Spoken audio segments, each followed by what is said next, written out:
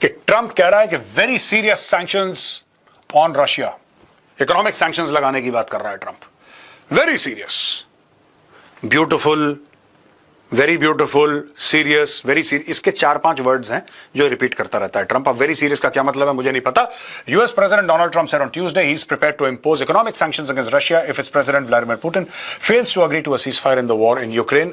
It's very, very serious what I have in mind if I have to do it, but I want to see it end, Trump told a reporter who asked if Putin would face consequences. We have economic sanctions. I'm talking about economic because we are not going to get into a world war. साफ सीधी बात है।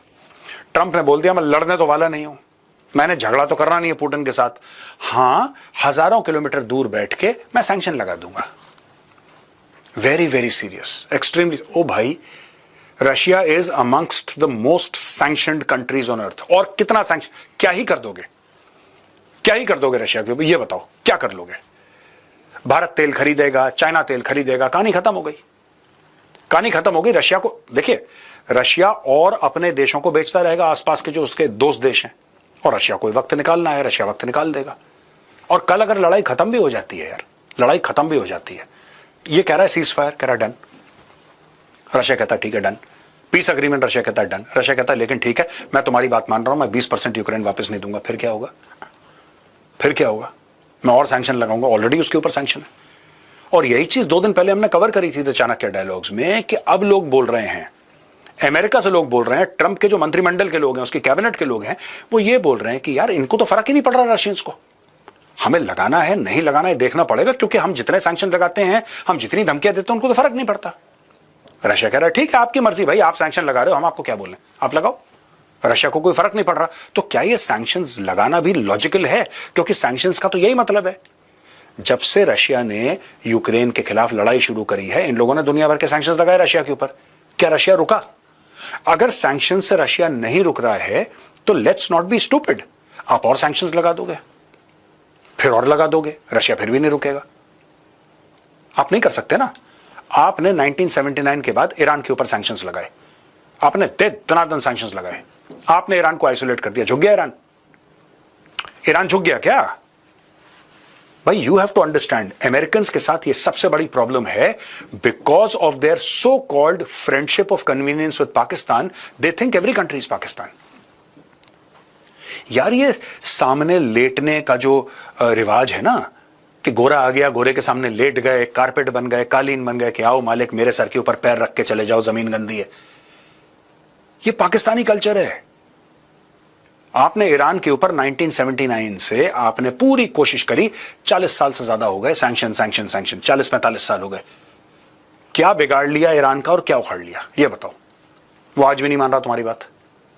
तुमने रूस के ऊपर sanction लगा दिया, क्या बिगाड़ लिया और क्या उखाड़ लिया, ये भी बता दो रूस का। और जो भारत के ऊपर ट्राई कर रहे हो कि हम 50% टैरिफ, तुमने भारत का क्या बिगाड़ लिया?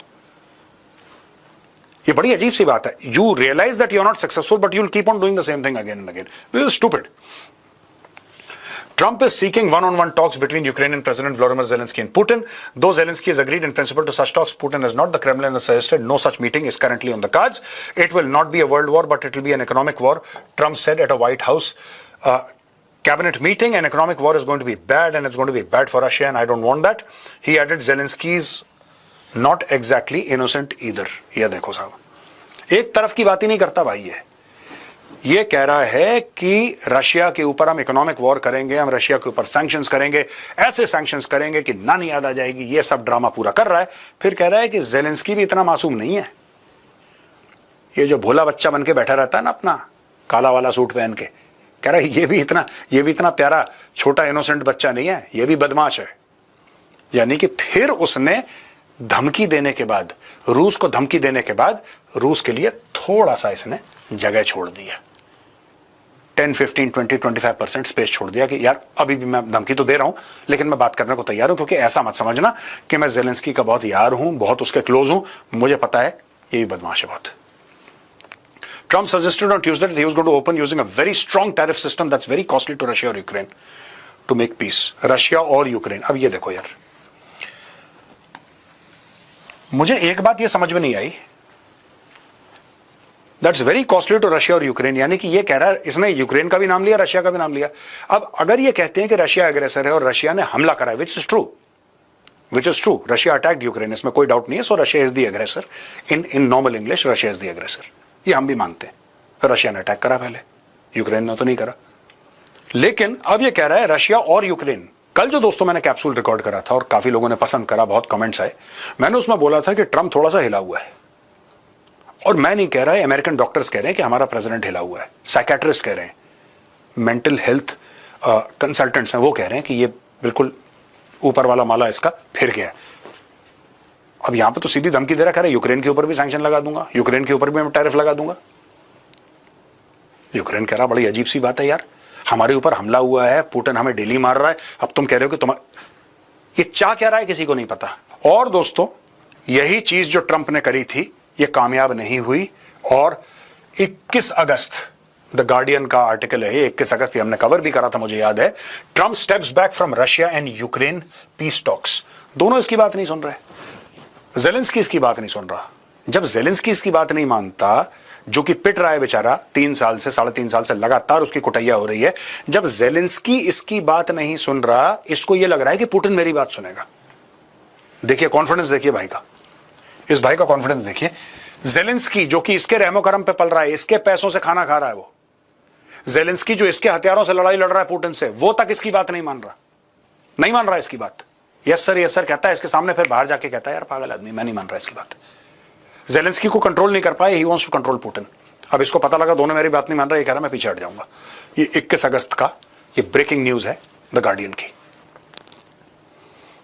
ये दोस्तों एनडीटीवी वर्ल्ड का आर्टिकल है. At the end of the day US officials big India remark amid tariff tussle.